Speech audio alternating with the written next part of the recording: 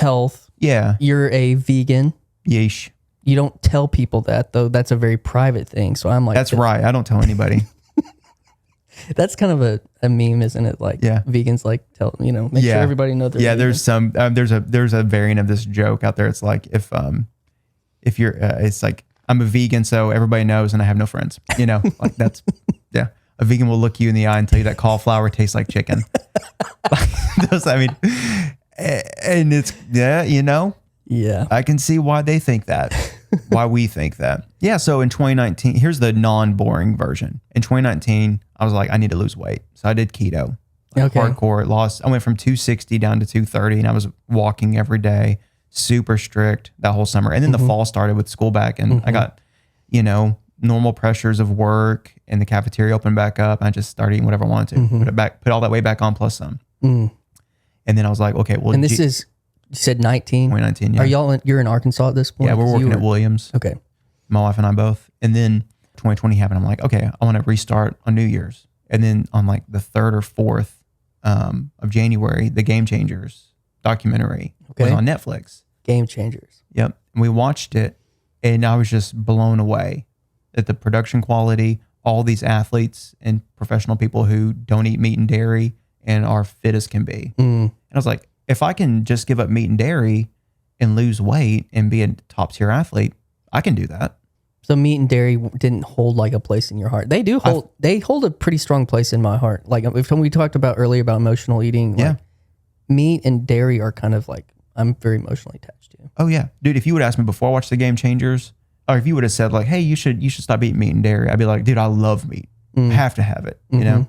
But when I watched that documentary, my eyes were open to like, hey, I don't have to do that. And in 3 months, I lost 50 pounds. Ooh, and I wasn't even doing the diet the way they recommended. It took 2 years for me to figure out I'm doing it wrong. So it was last summer that I dialed in my diet and have been in the 150, 160 range. So you went from 255, 260 and you dropped 50 like in 3 months. Doing no exercising. Just diet. Yep. Yeah. That's, I know somebody that was kind of their initial start with, was more about portion control. It was more about cleaner eating, and that took weight off way quicker than any kind of exercise regimen did. Yep. And I think that's more well known now. Yeah. Used to, it was like, oh, I got to get to the gym. I got to get to, Right. So you did that. And then when did you start? Because it's plants. So that was your introducing to plant strong cycling. Like, I guess that you're like trying to say something with those words. Yeah. So I was a vegan at first. So I was still eating oil. I was still eating, Oreos are vegan. I don't eat them. I didn't eat them then, but I wasn't following the plant-based route, right? Okay. I was following the vegan route. And then you tell people that and they're like, oh, you're that for environmental reasons and animal rights. I'm like, no, I would kick a puppy. Like, I don't care about animals. But that's what I was doing. And then I understood, later, the plant strong part is is developed from the doctor Caldwell Esselstyn and his son Rip Esselstyn. They have the Engine 2 diet and the plant strong, stuff. And there are no oil, no salt, no meat, no dairy. And they're not mean like no salt, just like you need to limit your sodium intake because the average American eats way too much. So once I understood those 4 things need to be out of my diet, then the weight started flying off. And I started dripping off. Yeah, my cycling went to the next level. When did you start cycling in connection with this? So I heard you say on your video you were a COVID cycler. Yeah, so I started in April of 2020. So after I lost that 50 pounds. You did that, COVID hits, and then you're like, well, maybe I should. So you're 50 pounds lighter. You're like, I want to do what kind of got, you knew people that were in cycling. What kind of got your brain into cycling? Well, so 2017, I listened to Donald Miller. I was listening to a book on marketing, and he talked about how he wanted to lose weight, but he couldn't run because it was just too hard on him. And so he's like, so I wanted a bicycle, and that was good for my joints. And I had to enter into a story that wouldn't allow me to be fat. And that meant riding my bicycle across America. And I just thought, that's so genius. Yeah, something that's driving you. Yeah. It's like, so for 2 years, I thought, what kind of store can I enter into that doesn't allow me to be fat? I can go camping in the woods and eat beans for 6 months, you know? That's not realistic though, because I have a wife and child. Mm-hmm. And so when I found that documentary, Giving Up Meat and Dairy, and then I had a bicycle from 2019. When I was doing keto, I could ride that thing for 3 miles, and you would have thought I climbed Mount Everest. Yeah. By the way, I was breathing and like sweating. And then, but in 2020, I had 2 bean burritos for dinner, and I was like, honey, I have so much energy right now. I need to go like run or go for a bike ride. And I rode 10 miles From bean burritos. from bean burritos. From Taco Bell. No, from home. Okay. and everything that I had heard in the Game Changers, because at that point I watched it like 15 times. Wow. And it was like, it's going to increase your ability for your blood to flow through your veins, so you're not going to be sore afterwards. That seems impossible. And then I rode 10 miles and I felt amazing. And I felt amazing the next day. And it didn't feel like I had a big leg day at the gym. And then I would start going to the gym and I'm like, I'm not sore. I feel like I could exercise all day long. Yeah. So you recently did 200 miles on a bike. Yeah. On Unbound, which is a annual gravel bike race. Like the premier gravel bike race in the world. In the world. Yeah. So I think over 40 different countries are represented. Every state from the US, somebody was there. So 4,000 riders. I want to hear about that. But the thing that caught my attention was how good you felt. And I watched 2 or 3. And so you put together like a 10, 15 minute, video of your experience. A lot of people did. I've seen several of them. They're pretty, there's like a subculture that's like a big deal in, big deal. And I was like, not only like the mental side of it that you talked about in your video, but like the physical side of it. It was something that I was thinking about because I watched another guy who's sponsored by all these people and had a little bit of a crew, and he was there early, and it showed all the stuff that he was doing before the race. And all, obviously he had somebody there with him. I think his dad was there. He maybe had somebody else. And he's from the Global Cycling Network. Yeah, GCN. Yeah, and that was, and I just was thinking, and he beat me by 1 hour. Yeah, but he was like, he beat you by 1 hour, and he was thrashed. He's a pro. And he was absolutely thrashed by the end of it. And you were kind of like, hey, I'm taking a shower, I'm cleaning up. I was reborn on the bike, which we'll talk about that too. Dude. So that, I just was like, wow, there's really something, because obviously I've known you for almost 20 years and I've seen the transformation in your life. Yeah. And watching that video for me was very fascinating because of, I get the mental part, the optimistic side. I know that side of you, but contrasting that to other like thumbnails on YouTube that are like, this race almost killed me, or this is the unthink. And you were kind of like, I don't have that story. I don't know what to tell you other than like at mile 100, I went through this storm, and I mean, you can tell that story. Yeah. So, I mean, what was your experience on 200 miles on the gravel? It's a lottery pick. So back in January, I was like, hey, or maybe it was end of December. I was like, Taylor, I'd love to throw my name in the hat. It's expensive. It's like $500 by the time it's all said and done to like register, buy the jersey, all that kind of stuff. But I don't have to pay it if I don't get picked. And the chances of me getting picked are slim, like super slim. She's like, yeah, you can do it. So end of January, I get this email. Like I knew it was going to come that day. And so I'm just checking my phone all day, like where's this email coming through? It came through and it was, congratulations, you're in. Wow. And I was like, yes.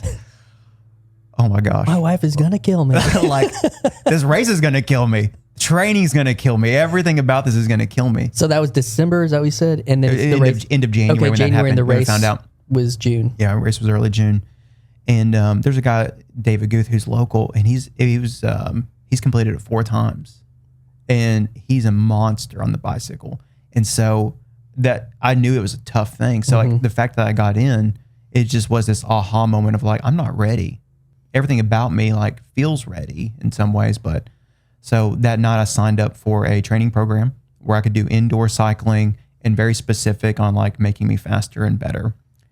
And the plan they recommended was 1 hour a day or 1.5 hours per day. The math doesn't seem to add up. So, and it's 5 out of 7 days a week. So you have 2 rest days. And I thought this is not going to prepare me. Like I need days of like, you need to spend 10 hours on the bicycle, Mm-hmm. So I went into the race like I only did maybe a couple different like 100-mile rides, nothing even close to 200. And I just got my brand new bike like a 1 month before the race. So I went into the race thinking there's a million things that could go wrong and I might be completely underprepared for this. Yeah. And so I kind of went into it like everything looks like it's going to go well, but who knows, who knows? Because I've never done anything this big. Yeah. And I think you said you had ridden 90 miles was your longest on gravel ride before a 200 mile. Yeah. Yeah. I did a 100-mile ride on my mountain bike, but it was half road, half gravel. And so that doesn't really count. But yeah, 90 miles on all gravel. And I was not feeling it that day. Yeah. You said I got 2 to 3 hours of sleep. Okay. Well, yeah. Sorry. The day I did 90 miles, like it was a tough 90 miles. And it was on my new bike. So I was like, I don't know, 200. But yeah, then the night before I could not sleep at all. I slept for a couple hours. I woke up. Your brain's just on fire. Yeah. And then I woke up, I ate my plant-based meal, got to the start line. And then you got 100 feet and stopped again. Yeah. We got 10 miles in and it's like, hey, we got to the end of like this like little block and it's like, oh, there's a train coming. Let's stop. And then, man, just talk about like being demotivated. Like what in the world? And then we restart. And then 10 miles in, it's like there's this long mud section where we're just carrying our bikes through mud and grass for 4 miles. Did they go out there and like spray that down for you guys? Is that what happened? Like, what are these random sections of mud? Just like are they in like in a valley or something? Yeah, and it rained and it's just wild. Yeah, it's almost like this whole like, yeah, we want to challenge you guys because apparently last year it was super easy. Really? The course was or too easy and people were finishing it too quickly. And so maybe that was strategic. It was strategic. They left it in. They considered taking it out. They could have had a detour is what you're saying. Okay. They considered taking it out, but the director made the call that morning to keep it in. Interesting. Okay, that's a caveat to the story I didn't know. Yeah. And I saw that on the other 1 or 2 videos I watched on that was that was mentally it was a deal breaker for people. For a lot of people, yeah. Like or a bike breaker. And there were that's true. Yeah. I saw some guy on a video, like as soon as they would get to like a puddle, they would like start like splashing their bike down, trying to clean it off and stuff. So you 200, and I'm making jokes. Yeah, I know. The entire time we're walking. Of course you are. This is what cycling's all about. Walking, like. Yeah. That dude's face. I'm so glad I was videoing that accidentally.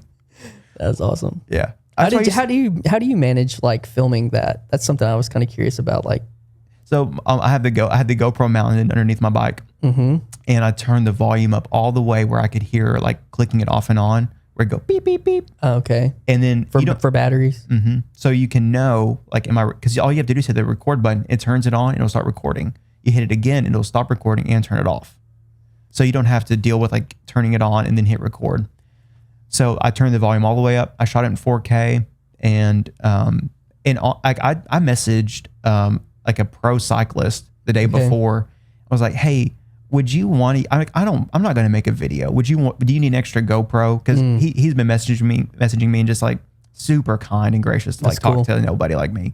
And so you're verified, Bill. I'm verified. He's been verified for a long time. And so he's like, no, dude, I'm good, man. But if you have any good footage that turns out, shoot it my way. I'm like, okay. Just some like random, like, okay, so you could use like almost like stock footage or something for your rides. Yeah. So I'm like, I'm just going to get all the good scenes.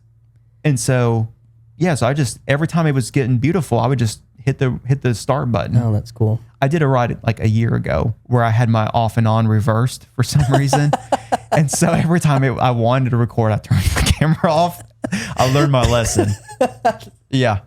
Yeah, you did. It was great, man. I was impressed by that. I was impressed by your experience. So talk about, you say, I guess it was around mile 100, there was a storm that you had to drive through. And you said after that storm, you felt reborn on the bike. Yeah. Is that a biking term or is that just something that you thought? A Christian term. Okay. Well, yes. Yeah. I'm going to offend all the Christians here. Born again. No, it's all right. It's a good metaphor. Let's talk about it. Dude, even baptized by the rain. Yeah. I mean, the whole thing works. Yeah. So we walked and then, and I wasn't tired, walking. Like, I mean, I don't like walking.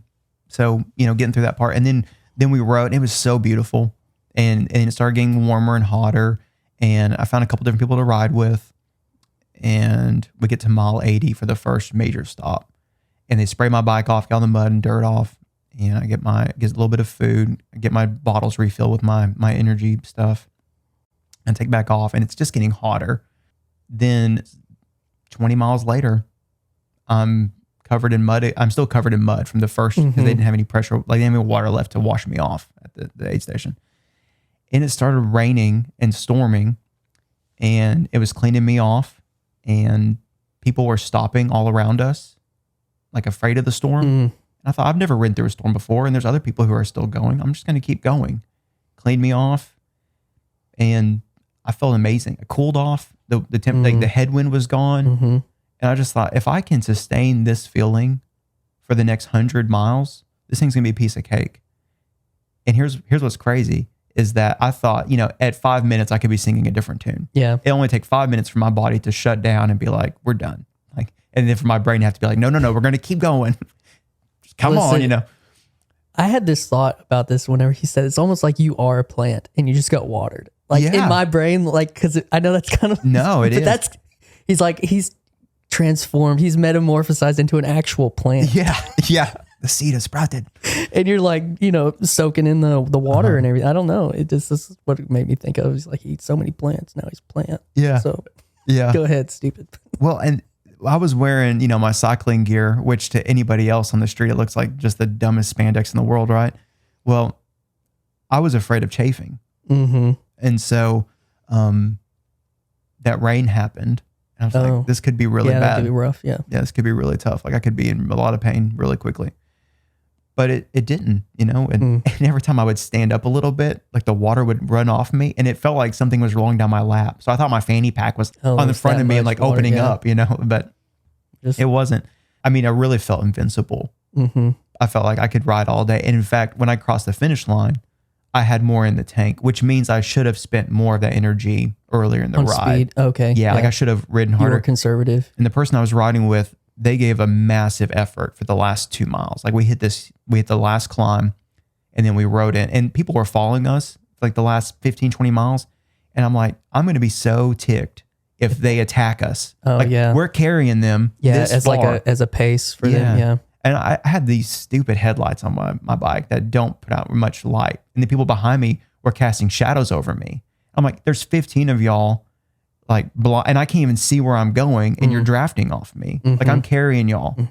Get off my tail, So we just were like, hey, let's take this to the next level. And they gave a massive effort. I just followed.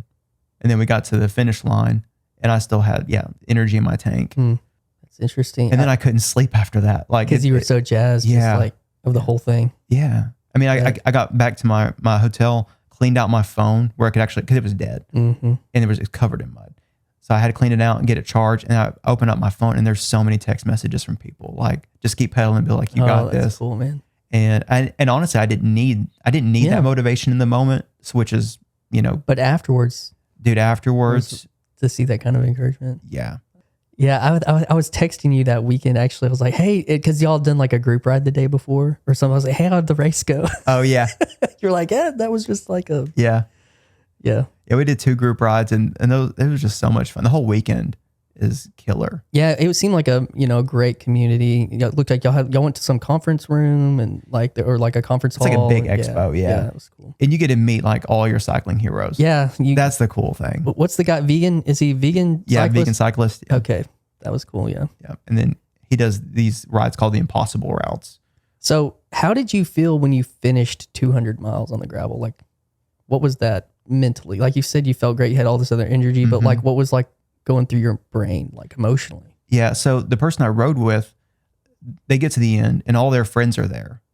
And they were like, Bill, thank you. You did so good. Like, that was awesome. Like, thanks for taking care of everything, and I'm like, hey, they took care of me too, you know? And then David Guth was there and his family. And then a guy named Andrew gave me a hug, and I was covered in mud. He was there just to help like with support stuff. He's an amazing cyclist, and he just gave me a hug, and and that was like the first bit of like after emotion of like just like a celebration, just the support. Yeah. But I was physically tired, mentally tired, emotionally tired, the whole thing. Then I couldn't sleep, You know, I'm checking my phone. I'm like, man, I felt so loved, you know, from so many friends. And then I think I woke up at 6 o'clock. I finally fell asleep around 3 and woke up at 6. And I was like, I'm awake. I'm going to go clean my buddy's bike, who he got in late. And so I'm going to go clean his bike, go pick up my stuff, and then we're going to go home. Yeah. So then I sleep on the way home a little bit, and then I'm driving, and then he's driving. Like, we're just like rotating who's like napping and driving. I didn't deal with it emotionally until Monday morning. It was a race on Saturday? Or race was on Saturday. Okay. Yeah.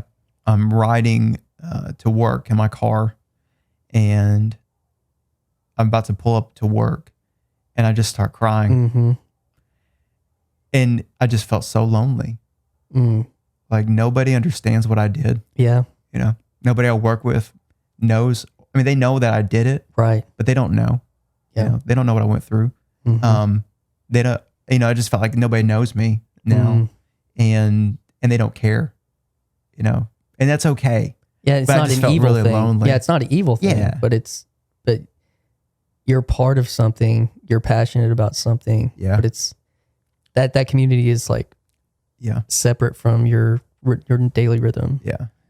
David messaged on Monday morning right before like I left, and he said, when your coworkers ask you what you did this weekend, say I rode my bicycle with 4,000 of my best friends. And it's like, yeah, because everybody who's there understands. Yep. Regardless of what distance they were doing, you know, like they get it. That's a little bit how I felt after my first summer refuge. Really? When I came home. Yeah. Like, I can see that. That first summer, and I went like so hard. Yeah. And you're working like 7 a.m. to midnight. Yeah. And I just was on the whole time. And, and I was there, like that experience, like you're talking about, wanting to just soak this up and have fun and let it just be, you know, that's how I felt. But it did feel lonely and like, you know, like a depression or just no one really, like there are people, but they're not here that like know, and you know, because you've done that too. But yeah, there probably is just this massive energy with everybody that's like there for that, you know, one goal of finishing this just insane goal. And we talked a little bit about that a few days ago or something, what it costs to get to that point. Because, you know, whether that's a national championship or a 200-mile race, it's going to cost something too. Like, so there's all sorts of feelings. Yeah. The Tuesday after the race, I'm driving to Branson. My daughter's in the back seat with her headphones on, watching her little YouTube video or whatever. And the song Hurt by Johnny Cash comes on. I hurt myself today. And that's when I cried the second time after thinking about Unbound. Like the whole, like, what have I become? And that's when the feeling of guilt, what did I put my family through to train for this thing? Only to get there and have over-prepared. And I cut, right? I cut that out of the video. I talked about, like, you know, I don't think I mentioned it. I mean, I recorded it, but I think I took it out. Yeah. Like, you know, I figured out that over-prepared for this thing. It was by far the most fun I've ever had on a bicycle. Maybe some of the most fun, obviously, you've ever had. Yeah. Yeah. I mean, I honestly felt like alive out there, and like I was suffering in the way that like produces character. Honestly, the endurance side of things, like, you know, most people, another biblical metaphor there. Yeah. I mean, you know, not half the field, but a good majority, like 30-40% of people quit the race, or because they had to, you know? Yeah. Did they get placed? How does that? They don't get, so you said you were 441 out of 445 or 6. Okay. Out of 12. There were 1150. I think that made it to the first timing thing. Okay. That doesn't mean how many started though. So and how many finished? Made 20 miles. 750. Okay. So you were almost in the top half of those who did complete. Of the people that completed, but who you were completed before the cutoff time of the 30. You were in the top third of people that made it to the first timing, but so how many total people were there initially? More than 1,150. It might have been 1,200. It might have been 1,400. In that case, you were in the top 25% of people that even came. Well, maybe top third. Okay. So, but I was in the top 50%. Pretty awesome. And I beat one pro. Yeah. Yeah. There was 30 or 40 who didn't finish on the pro side, but there was one pro who finished behind you. Yeah, behind me. Wow. That feels pretty special in hindsight. Yeah, dude. Seriously. I mean, what else is there? I mean, it's the premier gravel. I mean, in that niche, I mean, to be, what does that mean? Is that where I need to head? Or is that like, how do you, if there was a way to, I would. Do you need sponsors, or you need so you can move to part-time on your job and part-time cycling and that kind of thing? Well, the vegan cyclist, he has an athlete contract because he's good at the bicycle, but he's awesome with content generation. Oh, right. And so he's got, and a guy won Unbound 3 or 4 years ago, and he was a Red Bull sponsor, or sponsored by Red Bull, and he was offered a pro athlete contract, and he turned it down, and everybody gave him a lot of crap for it. But it's because he's like, well, I could do that for $20,000, or Red Bull can pay me $300,000 a year, plus all these other sponsors. Because that's just one thing he does. Yeah. And so it's like, you want to give up all that stuff to do this? No, like, I'll stick with Red Bull and I'll just be a good cyclist. Yeah. So I would take either approach. Yeah. Oh, you would do either? I would do either. You yeah. would do either? Yeah. Yeah. It's really fun to ride the bicycle. I have noticed, like, I mean, you're able to, and this is the thing, when you have an event, you can capitalize on if you're going into it, I want to generate some content. Mm-hmm. Even with like the speakeasy thing, which we had like one shot, and I think I overshared, like initially. This is something I want to get better at, or the rhythm of posting, I guess, is kind of a thing that I've been thinking about. But you posted something today, you posted the gravel ride you did today, but like, yeah, that gives you a lot to work with. Yeah. So, but it takes a lot of it's an additional like skill on top of like when you're riding a bicycle. I'm not the best bike handler at all. I pull my phone out and I'm at risk for wrecking. Yeah, that's what I've thought about that when I was thinking, you get these shots and stuff. Yeah. And I'm proud of you, dude. Thanks, man. And yeah, I don't ride bikes, but I was inspired, and I think it helped me understand by watching your video, which I encourage other people to go watch Plant Strong's video, Plant Strong Cycling on YouTube and Instagram to see that, because it is incredible.